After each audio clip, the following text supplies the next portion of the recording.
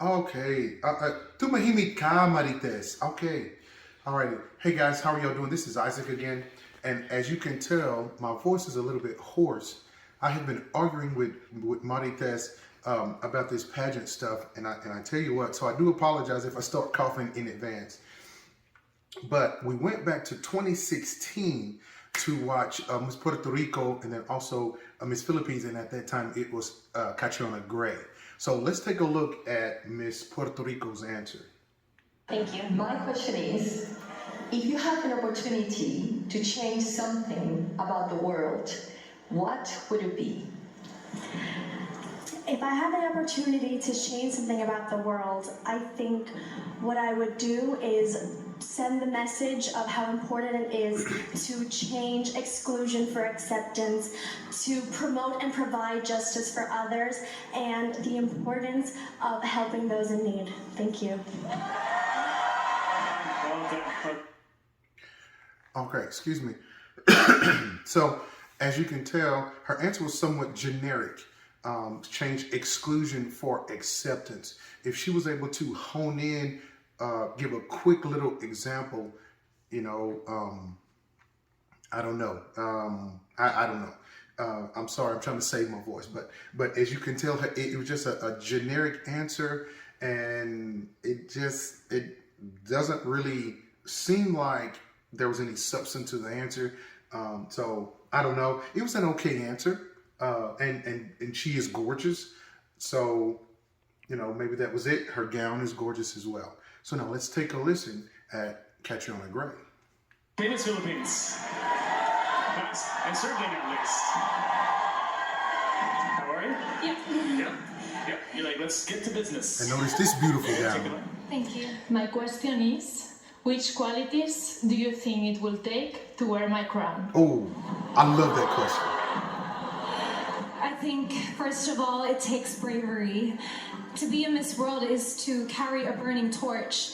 It is an action carried out by one to illuminate the lives of many. And I would dedicate my whole self, my love for the arts, and my voice to trying to uplift, empower, and educate people. And it would be my greatest honor and duty to hold this torch high enough so that all the world could feel and see its light. Talk about a wonderful, to uplift, to empower, to uplift the light. What? That is in depth. So this argument remains now because it comes back to the point that we have another Latin country, another gorgeous young lady against the Philippines, and we have two gorgeous women, two vastly different answers. So, and again, I know it's all subjective. I know this is a beauty pageant, but again, I'm looking at Miss Philippines. It's like, why? Okay, and then just as a reminder, let's see who won. Of Miss World 2016. Is Puerto Rico. Okay, so now, if we just stick with the question and answer, it's just like, all right, why did Miss Puerto Rico win? And so then it draws us to the debate of 2023 with Pauline and Miss Ecuador. All righty, so we're just gonna take a quick listen. All right, so. Against my better judgment, Marites, okay. So against my better judgment, she wants me to go back and look at Miss Philippines. But in this case, it might be a good thing. So let's take a quick listen. Your headphones off now. Your question is, what makes a great brand ambassador for the Miss Supranational organization? They start now. Your time starts now. It would be dedication. Dedication to this journey, dedication to the people who have brought her up to this journey, and dedication, of course, with the organization that she'll end up working with. This is such a beautiful experience, and she has to be someone who can bring people together, someone who knows that this is not a one-woman journey. We all have our differences, but we also realize that we have so much in common. and we are now gathered here on this stage, transcending our own borders, bringing nations together. Thank you. So my question is this: as we go forward with pageants, the Philippines definitely have the training. And so I guess one thing I need you to help me understand when it comes to the Q&A section. Are they trained in the Q&A section? I'm still doing a little bit of research. So I'm still learning about this. Is this part of the training? Hopefully when I visit the Philippines, someone will kind of clue me in and maybe let me watch some of the training. But the Philippines, they give these wonderful answers, and they are very in-depth answers. And I'm thinking it may be because of in the Philippines, at least when I visited several years ago, everybody was learning English. So they have a great command of the English language, and they're able to draw from that. Whereas some of the Latin countries, it is definitely their second language, and they did not begin their training in English at a young age.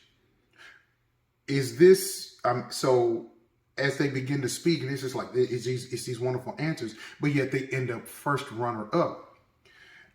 Is it because their answers aren't seem as authentic? Whereas for somebody like me, I can't understand how a Miss Puerto Rico or a Miss Ecuador won, because the answers that Miss Philippines gave, the depth of the answer, and again, it is in English.